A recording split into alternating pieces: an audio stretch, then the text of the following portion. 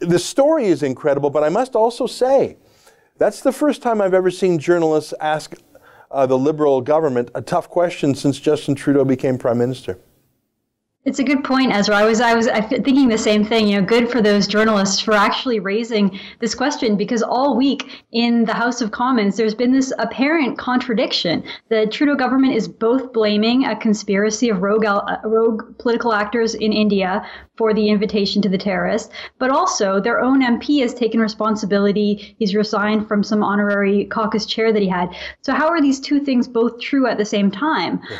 And it was good to see that the media was asking this question. And, you know, Ralph Goodale's painful lack of explanation and lack of, concrete answer is just so telling of the mess that the Prime Minister's office and Trudeau has created out of this scandal. Yeah.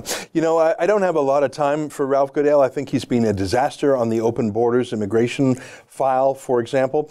But I think he has a certain level of integrity. There are some things he just won't say.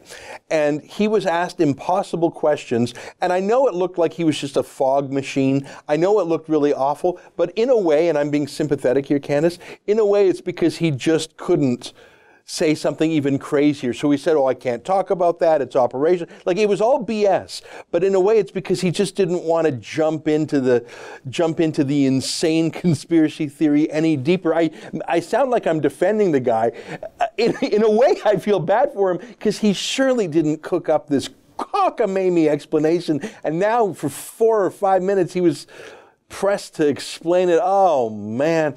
And then for Randeep Sarai to walk right in, I mean, that was an impossible coincidence. Incredible. I mean, what do you think is going to happen? I think these journalists have a little bit of taste of blood in their mouth, and I don't think they're going to stop asking about it.